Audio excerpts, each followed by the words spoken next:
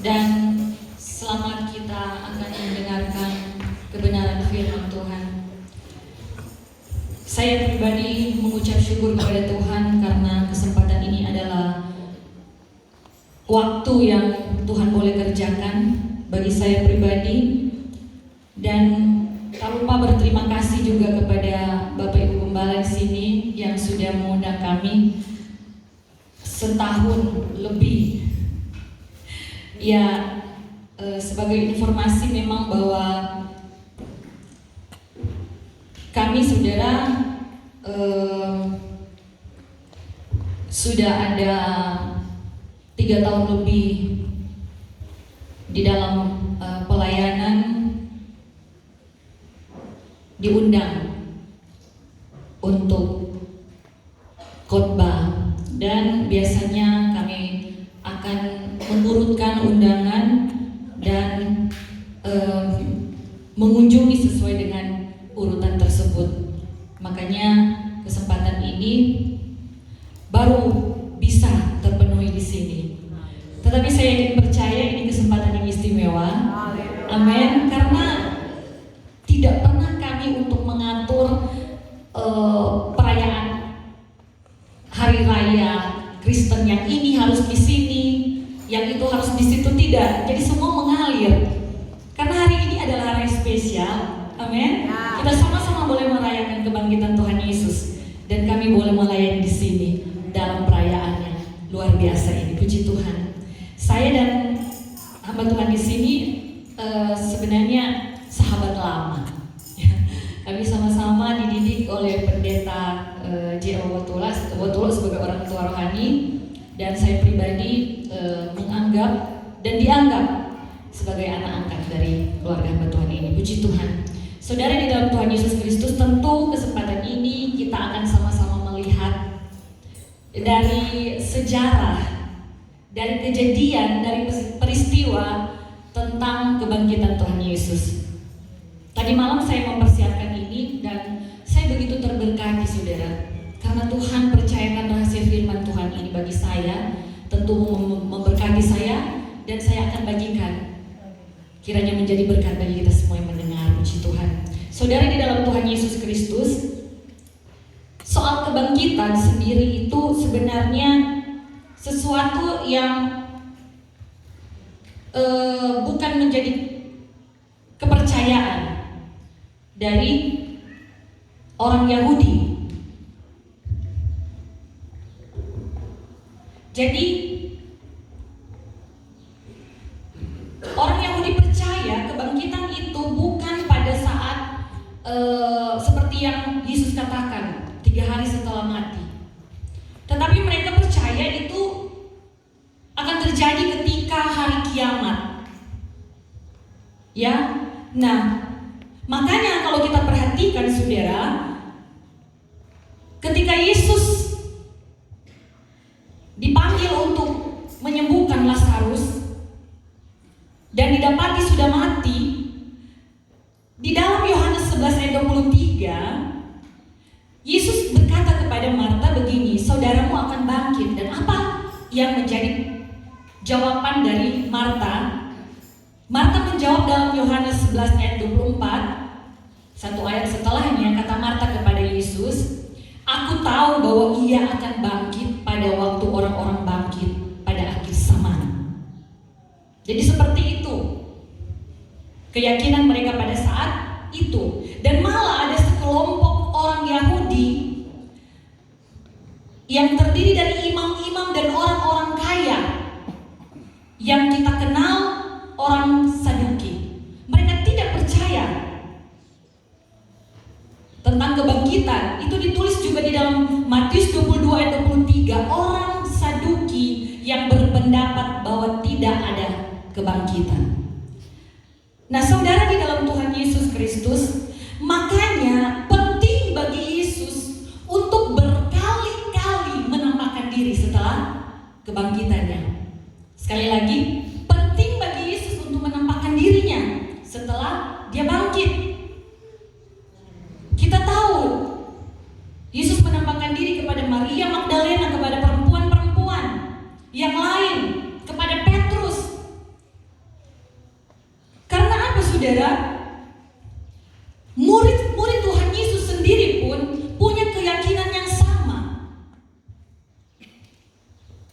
yaitu ketidakpercayaan mereka tentang kebangkitan. Makanya ketika Yesus bertemu dengan murid-muridnya, mereka mengira Tuhan Yesus hantu. Mengapa kemudian Tuhan Yesus membuktikan kebangkitannya dengan makan roti bersama dengan mereka? Bahkan Tuhan Yesus katakan, coba tusuk lambung saya, tusuk telapak tangan saya, untuk meyakinkan bahwa dia benar-benar hidup. Sekali lagi bahkan kepada murid-muridnya. Saudari, di dalam Tuhan Yesus Kristus, ternyata memang sejak awal ketika Tuhan Yesus mengadakan mujizat pertama di Kana, mengubah air menjadi air anggur, saudara, Yesus itu pergi bersama dengan murid-muridnya dan bersama Maria ke Kapernaum. Kapernaum adalah sebuah kota di pantai utara Danau Galilea, itu dicatat sekitar 30 km dari Kana. Nah, saudara, di dalam Tuhan Yesus Kristus, Yesus, ibunya, dan murid-muridnya ketika itu ada beberapa hari di sana, kemudian mereka berangkat ke Yerusalem karena hari raya Paskah orang Yahudi itu sudah dekat. Nah, kita tahu bersama ketika Yesus kemudian ada di Bait Allah, dia mendapati sebuah aktivitas yang membuat Tuhan Yesus marah, saudara. Apa? Di Bait Allah, kata Tuhan Yesus, seperti sarang penyamun. Ada jual beli. Nah, kalau merayakan Paskah itu tentu ada korban-korbannya. Ya, saudara, tradisi Yahudi, korban dipersembahkan itu. Ketika itu mereka mempersembahkan korban, kenapa dibilang sama Tuhan Yesus jadi sarang penyamun? Jadi mereka itu ada pertukaran uang. Nah, dari daerah-daerah yang lain orang-orang Yahudi akan kembali untuk merayakan perayaan ini. Mereka bawa uang-uang mereka dari asal mereka.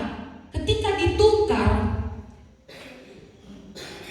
supaya mereka boleh membeli korban persembahan ini, mereka dikenakan harga-harga yang tinggi.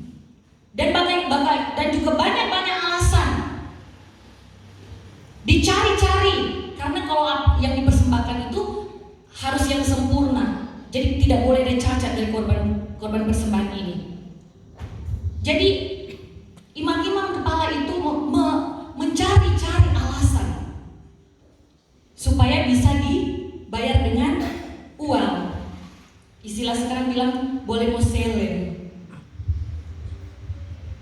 Nah, saudara, di dalam Tuhan Yesus Kristus, sehingga terjadilah di sana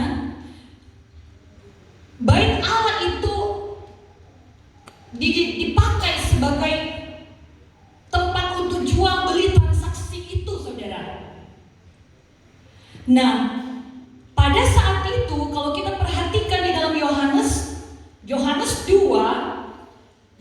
2 yang diberi judul oleh lembaga Alkitab Yesus Menyucikan Bait Allah, perhatikan ayat yang ke-19.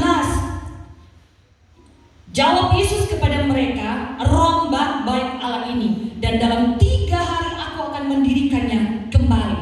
Ayat 20, lalu kata orang Yahudi kepadanya, 46 tahun yang orang mendirikan bait Allah ini, dan engkau dapat membangunnya dalam 3 hari. Ayat 21, tetapi yang dimaksudkannya dengan bait Allah ialah tubuhnya sendiri. Saya beri judul renungan firman Tuhan pada kesempatan ini, maksud dibalik kebangkitan Yesus. Sama-sama kita belajar dengan saya. Yang pertama, apa maksud dibalik kebangkitan Yesus? Kalau kita melihat ayat yang sudah kita baca tadi dalam Yohanes 2 itu, ayat yang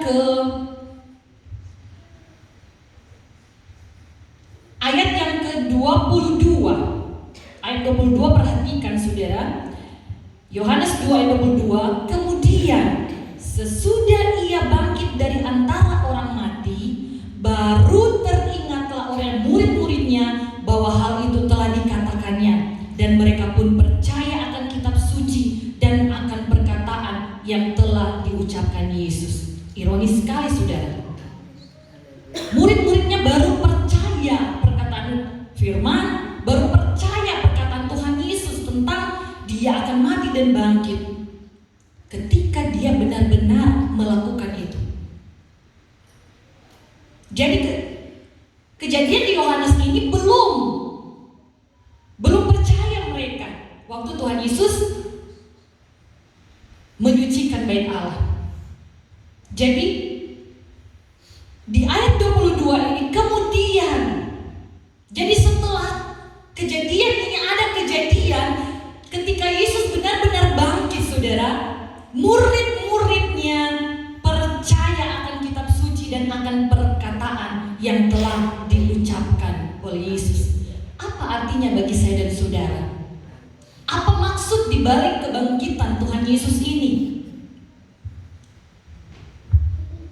Pertama, kita harusnya percaya akan firman Tuhan. Amin. Kita harusnya percaya akan perkataan-perkataan Tuhan, akan janji-janji Tuhan dalam kehidupan saya dan saudara. Haleluya. Kita murid-murid Tuhan di zaman sekarang sudah melihat, menyaksikan, dan sudah dibuktikan dalam sejarah bahwa benar-benar Yesus itu mati dan benar-benar dia dibangkitkan. Makanya tidak ada alasan bagi saya dan saudara untuk tidak percaya tentang firman Tuhan dan tentang Yesus itu sendiri. Amin, saudara. Haleluya. Mungkin ketika murid-muridnya saat itu sekian lama mengiring Tuhan, belum dikasih karunia ini, saudara, untuk mengerti maksud dari kebangkitan Yesus sendiri. Tetapi kita di sini mendengarkan itu. Kita yang sudah mengikuti Tuhan Yesus, orang Kristen, orang yang percaya kepada Tuhan Yesus, harusnya kita benar-benar percaya. Amin. Haleluya. Puji Tuhan. Yang kedua, saudara di dalam Tuhan Yesus, apa maksud dibalik kebangkitan Yesus? Saya akan bagikan 4 hal. Yang kedua, ini kita perhatikan Markus 9 ayat 2 sampai 13. Tapi saya akan bacakan beberapa ayat saja. Markus 9 ayat 2 sampai 13 itu diberi judul Yesus dimuliakan di atas gunung. Perhatikan ayat 4. Maka nampaklah kepada mereka Elia bersama-sama dengan Musa. Keduanya sedang berbicara dengan Yesus.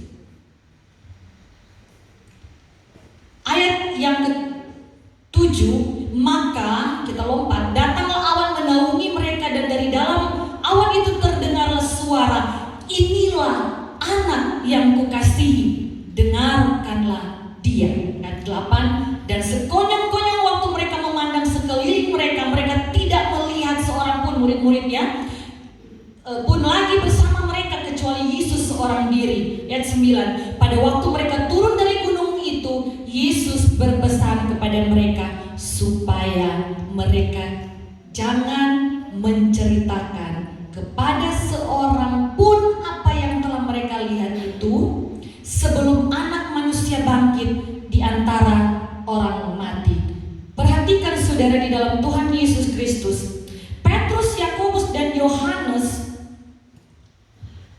yang diajak oleh Tuhan naik ke sebuah gunung yang tinggi, menyaksikan Tuhan Yesus bertemu dengan Musa dan Elia, tokoh Alkitab yang begitu populer, yang begitu disegani dan begitu dipakai oleh Tuhan sehingga mereka sangat terkenal bagi orang Israel. Saudara, ketika itu ayat 7 bilang, datanglah awan menaungi mereka, dari awan itu terdengar suara. inilah anak yang kukasihi, dengarkanlah dia.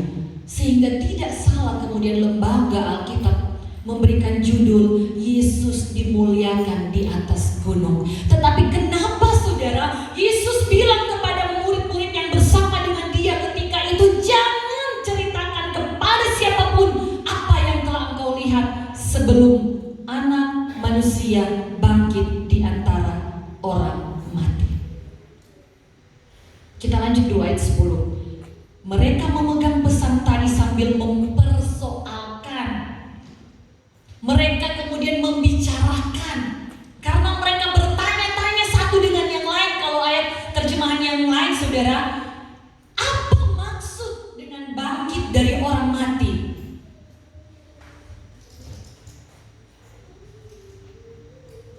Dan kenapa mereka dilarang menceritakan saudara? Karena sesungguhnya ketika hal itu benar-benar terjadi, kita sekarang mendapat tugas untuk menyaksikan kebesaran Tuhan. Kita sekarang mendapatkan tugas untuk memberitakan kebesaran Tuhan ini. Dia yang mati bagi saya dan saudara, tetapi dia menang atas kematian. Dia bangkit dan hidup. Amen. Yang perlu kita saksikan karena dia sudah bangkit. Jadi ketika dia belum bangkit, Yesus sampaikan kepada murid-muridnya, jangan. Sedangkan perkara untuk dia mati dan bangkit mereka masih bingung saudara. Karena tadi mereka tidak percaya itu. Di hari yang ketiga ada kebangkitan, mereka tidak percaya.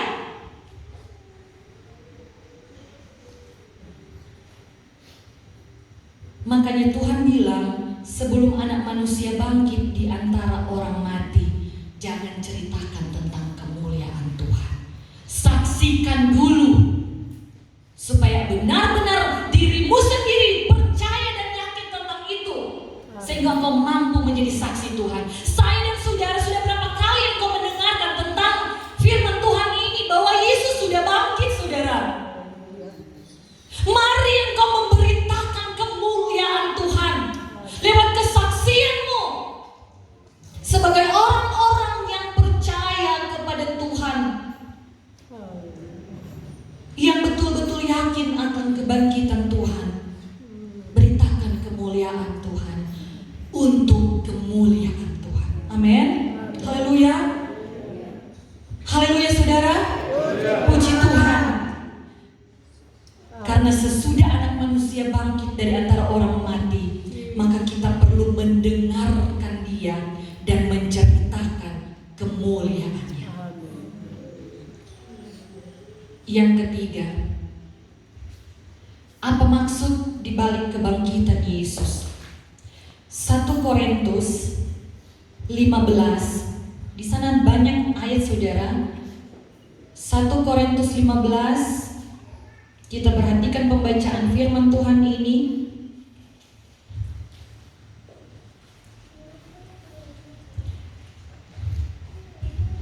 Tapi mari kita perhatikan dulu di ayat yang ke-17 untuk kita mengerti apa maksud dibalik kebangkitan Yesus. Ayat 17, dan jika Kristus tidak dibangkitkan, maka sia-sialah kepercayaan kamu dan kamu masih hidup dalam dosamu. Ayat 25 kita lompat. Karena ia harus memegang pemerintahan sebagai raja sampai Allah meletakkan semua musuhnya di bawah kakinya. Ayat 57, 1 Korintus 15, tetapi syukur kepada Allah yang telah memberikan kepada kita kemenangan oleh Yesus Kristus Tuhan kita. Amin. Jadi peristiwa kebangkitan Yesus punya maksud agar kita tahu ada kemenangan kepada orang percaya. Amin. Haleluya. Di sana dikatakan ayat ayat 25 tadi saudara, semua musuhnya di bawah kakinya, diletakkan di bawah kaki Yesus. Musuh saya dan saudara, mungkin masalah kita, penderitaan kita, ekonomi kita, mungkin ada intimidasi dari masa lalu, dosa-dosa kita masa lalu yang membuat saya dan saudara berputus asa. Ingat, kebangkitan Tuhan Yesus membuktikan bahwa kuasa-kuasa yang mengikat kita untuk menjadi khawatir, untuk menjadi tawar hati, kurang percaya, kurang iman kepada Tuhan, sudah diletakkan semua di bawah kaki Yesus. Tuhan sudah menaklukkan semuanya itu bagi saya dan saudara. Saya tidak akan bicara soal kuasa kegelapan misalnya yang datang dalam kehidupan kita. Tetapi kita perhatikan saudara, mungkin masalah keadaan keuangan kita itu yang kadang-kadang membuat kita kalah saudara. Tuhan sudah menang. Amin. Haleluya. Percaya akan janji-janjinya dalam kehidupan kita. Syukur kepada Allah yang telah memberikan kepada kita kemenangan atas semuanya itu oleh Yesus Kristus Tuhan kita. Dan saudara, Tuhan Yesus juga sudah menang atas maut di dalam ayat-ayat yang di dalam Korintus 15 ini saudara. Maut atau kematian adalah sebuah konsekuensi, sebuah ganjaran dari dosa sebagai upah yang dijatuhkan Allah di dalam Roma 6 ayat 23. Kematian dipandang sebagai sesuatu yang memisahkan jiwa dan tubuh, dan juga ada kematian rohani memisahkan kita dengan Allah akibat dari dosa. Tetapi saya dan saudara, kita dipanggil untuk keluar dari semua itu, untuk berkemenangan di dalam Tuhan.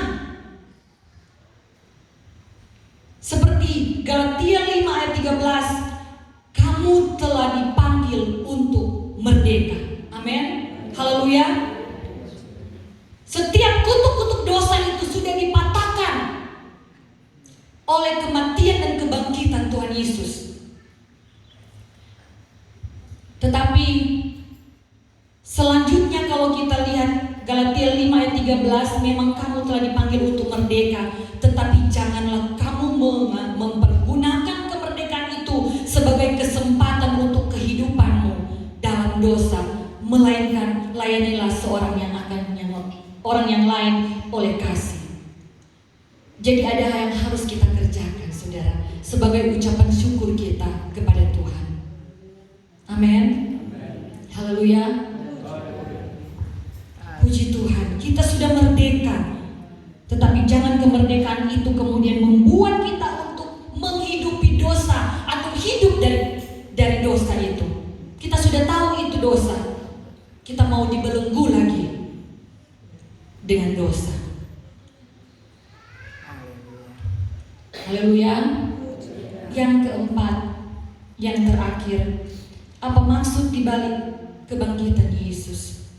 Kita memperhatikan Matius 26 ayat 59, 60, 61. Imam-imam kepala malah seluruh mahkamah agama mencari kesaksian palsu terhadap Yesus supaya ia dapat dihukum mati. Tetapi mereka tidak memperolehnya walaupun tampil banyak saksi dusta. Tetapi akhirnya tampil 2 orang. Ayat 61 yang mengatakan orang ini berkata, aku dapat merubuhkan bait Allah dan membangunnya kembali dalam 3 hari. Di dalam perkara ini saudara, akhirnya Yesus dihukum gantung di kayu salib. Karena mereka menuduh Yesus tidak menghormati bait Allah. Yesus menghujat Allah, mengatakan bahwa dia adalah anak Allah itu sendiri. Mereka tidak percaya dia Mesias.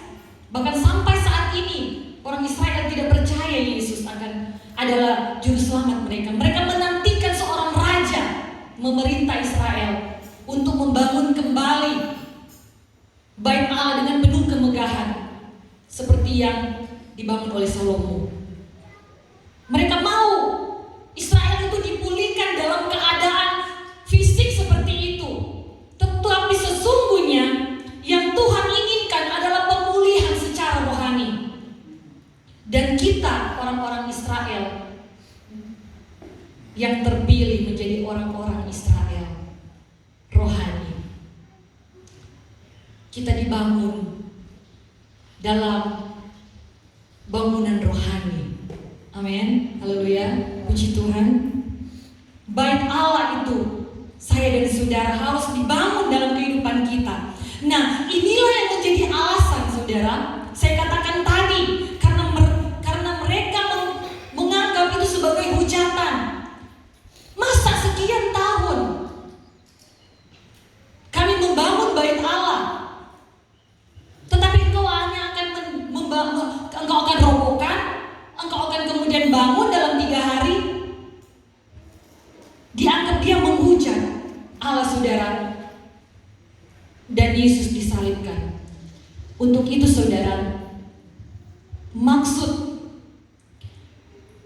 dari kebangkitan Yesus atau maksud dibalik kebangkitan Yesus, kita pun harus kuat di dalam penderitaan. Perhatikan, kita harus kuat dalam penderitaan. Ketika Yesus menyampaikan soal dia akan mati dan dia bangkit pada hari yang ketiga, dia memberitakan tentang hal ini. Oleh karena itu dia menderita dan disalibkan.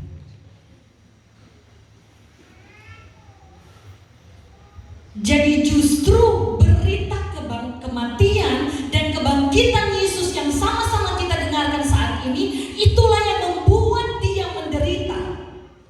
Makanya saya dan saudara yang mendengarkan firman Tuhan dan yang sudah mengetahui tentang berita ini saudara, kita harus siap menderita karena mengabarkan iman kekristenannya. Amin saudara. Haleluya. Saudara siap? Sekali lagi, Yesus menderita karena pemberitaan atau berita ini, kabar ini. Resikonya dia harus mati dan disalibkan. Sebelumnya dia mengalami penderitaan, cambukan, hinaan. Tetapi dia bangkit. Berita ini membuat penderitaan bagi Yesus. Dan juga berita ini yang harus kita beritakan akan membuat kita menderita juga. Untuk mengambil bahagia dalam penderitaan Kristus. Kita banyak bilang seperti Yesus, itu saja yang ku minta. Tapi kalau kita tidak siap menderita seperti Kristus, itu cuma perkataan omong kosong saudara. Amin. Haleluya.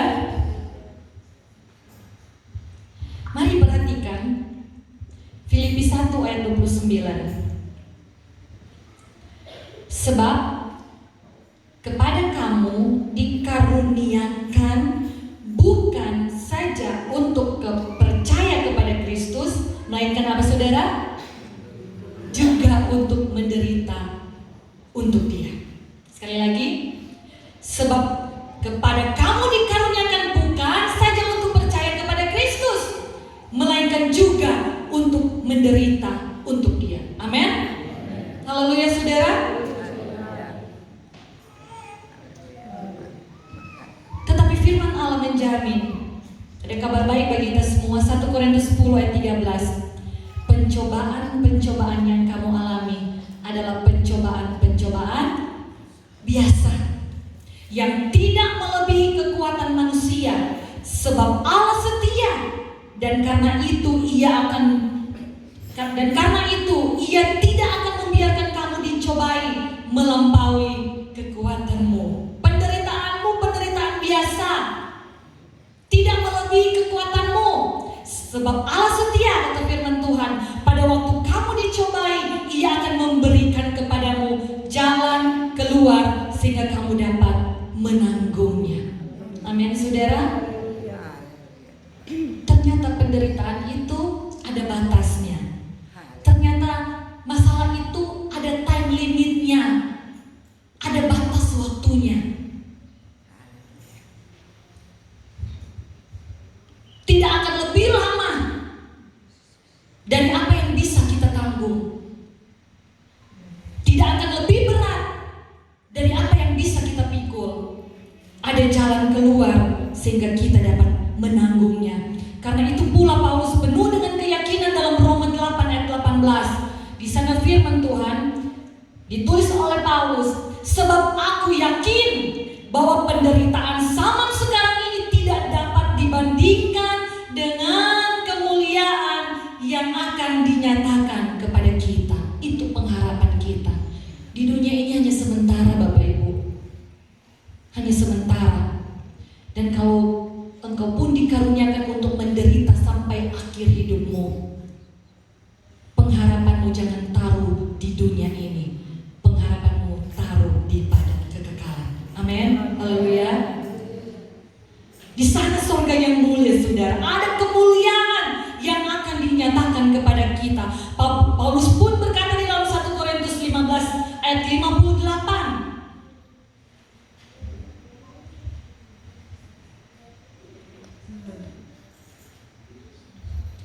Mengajak saya dan saudara, ketika kita sadar akan pengharapan, akan sebuah kehidupan kekal, kemuliaan yang akan kita terima kelak, saudara. Paulus bilang 1 Korintus 15 ayat 58, karena itu saudara-saudaraku yang kekasih, berdirilah teguh selama kau masih di dalam dunia ini, kuat.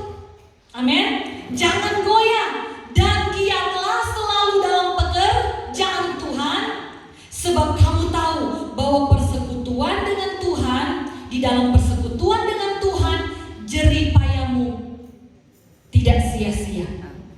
Pelayananmu tidak sia-sia. Usahamu untuk bangun dari jatuh itu tidak sia-sia. Yang penting engkau penuh usaha. Kata kesaksian suami saya tadi, kadang dia bisa marah, kadang dia bisa jatuh dalam dosa emosi. Dan mungkin ada dosa-dosa yang kita tidak sadari kita lakukan, saudara.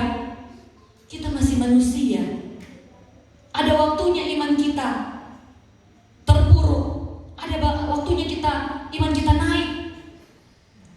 Itu manusiawi, saudara. Tetapi Tuhan katakan jerih payahmu tidak sia-sia.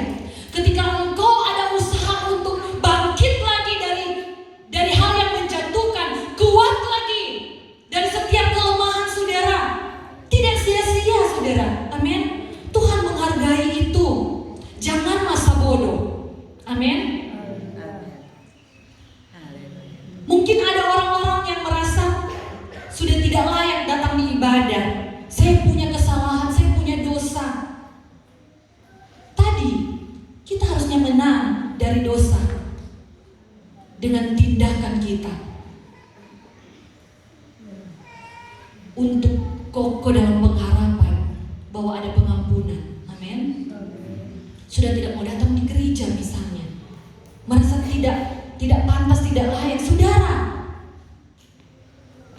ketika engkau masih hidup dan bernafas, masih dipercayakan nafas kehidupan bagi kita, selama itu saya selalu katakan, selama itu masih ada kesempatan untuk kita bertobat. Kalau sudah meninggal, selesai. Untuk itu kalau ada di luar sana saudaramu yang masih hidup di dalam dosa, belum ada kemenangan, kita berdoa bagi mereka, Tuhan, biar ada kesempatan mereka untuk bertobat. Amin, saudara. Bukan malah kita tambah jatuhkan mereka. Masih ada kesempatan kalau mereka masih hidup. Malah kita masih bisa minta untuk belas kasihan Tuhan berlaku dalam hidup mereka. Bukan kita malah mencemooh, menjauhi mereka, saudara. Amin, saudara. Haleluya. Kita rangkul mereka dengan kasih. Kita doakan mereka. Jadi bila di antara kita yang saat ini mendengarkan firman Tuhan jatuh di dalam dosa. Dosa apapun itu saudara yang tidak berkenan kepada Tuhan, mari bangkit kembali. Amin. Bangkit kembali. Kita yang lemah imannya, kuat kembali. Haleluya. Puji Tuhan. Haleluya. Karena semua itu tidak sia-sia, dan juga persekutuan di sini, ibadah tidak sia-sia, karena ada berkat firman Tuhan. Ada kekuatan dari firman yang disampaikan dalam setiap ibadah. Puji Tuhan. Dan kalau kita ada di antara kita yang mungkin dalam keadaan sakit, kalau engkau masih bertahan sampai saat ini tetap mengucap syukur kepada Tuhan, itu artinya engkau menang. Amin. Karena banyak orang di luar sana sakit jadi alasan mereka untuk jadi lemah iman. Kalau engkau masih mampu bertindak, bertindaklah dengan iman. Haleluya. Puji Tuhan. Karena ketika kita mengalami semuanya itu, ketika kita mampu untuk kuat dan bertahan, itulah kemenangan kita yang sesungguhnya. Saudara di dalam Tuhan Yesus Kristus, ada seorang nabi di dalam Alkitab mengadakan mujizat, menyembuhkan orang, membangkitkan orang. Dia sendiri mati karena sakitnya. Jadi jangan kemudian kita hanya percaya, oh mujizat itu datang kalau kita sakit sembuh. Iya betul, itu bisa terjadi. Tetapi kasih karunia juga bagi saya dan saudara kalau kita tetap percaya kepada Tuhan dan kita bertahan dalam penderitaan, dalam sakit penyakit yang mungkin akan membawa kita pada kematian. Ketika kita bertahan, itu mujizat bagi saya dan saudara. Amin. Haleluya. Puji Tuhan. Haleluya. Maksud dibalik kebangkitan Yesus, pertama kita sudah melihat agar kita percaya kitab suci, kita percaya apa yang dicatat dalam Alkitab, dan kita percaya setiap perkataan Tuhan Yesus. Janjinya pasti akan digenapi. Amin. Yang kedua, maksud dibalik kebangkitan Yesus agar kita menceritakan kemuliaan Allah, agar kita menjadi saksi kepada banyak orang, agar mereka juga mengalami kuasa kematian dan kebangkitan Yesus. Yang ketiga, agar kita tahu bahwa ada kemenangan bagi orang percaya. Kemenangan dalam apapun itu. Dan yang keempat, agar kita kuat di dalam penderitaan, karena tujuan kita bukan di dalam dunia yang fana dan sementara ini. Tujuan kita pada kekekalan. Amin. Makanya kebangkitan Yesus adalah inti iman kekristenan. Berbahagialah saya dan saudara saat ini yang bisa mendengarkan rahasia firman Tuhan ini, karena ada maksud-maksud Tuhan bagi saya dan saudara tentang kebangkitannya. Puji Tuhan saudara, saya tidak akan panjang lebar. Saya percaya saudara bahwa firman Tuhan yang sama-sama sudah kita dengar, ada kuasa dalam kebangkitan Tuhan Yesus yang kita peroleh. Ada kemenangan, ada kesempatan baru, dan pasti ada hidup yang kekal. Puji Tuhan. Tuhan Yesus memberkati. Saya undang kita semua bangkit berdiri, dan imam musik sama-sama dengan saya.